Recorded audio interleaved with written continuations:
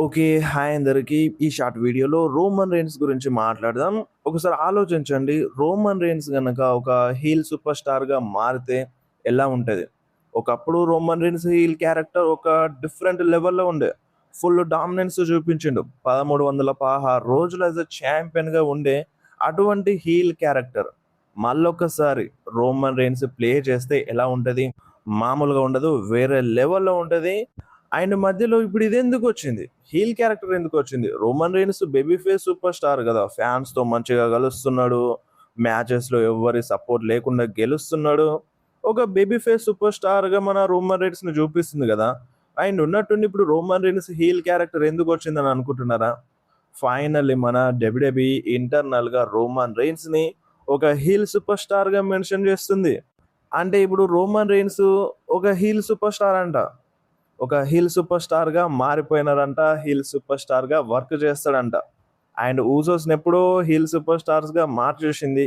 And ఇప్పుడు Roman రీన్స్‌ని గూడా ఇంటర్నల్‌గా డబ్ల్యూడబ్ల్యూఈ సైట్‌లో ఒక హీల్ సూపర్ స్టార్‌గా సెట్ చేసేసింది.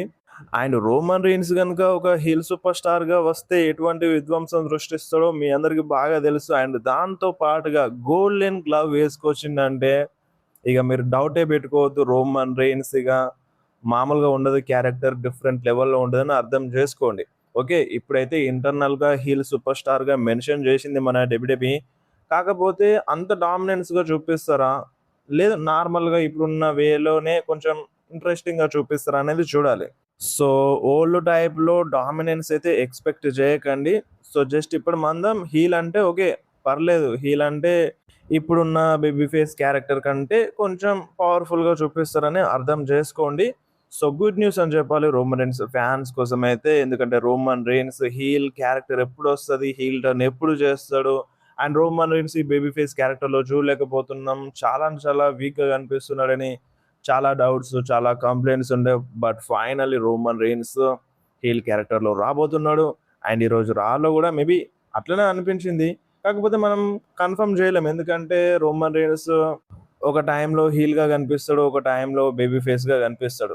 మనం ఏది జడ్జ్ చేయలేం. బట్ ఇప్పుడైతే డబ్ల్యూడబ్ల్యూఈ ఇంటర్నల్‌గా రోమన్ రీన్స్‌ని హీల్ క్యారెక్టర్‌గా మెన్షన్ జేసింది.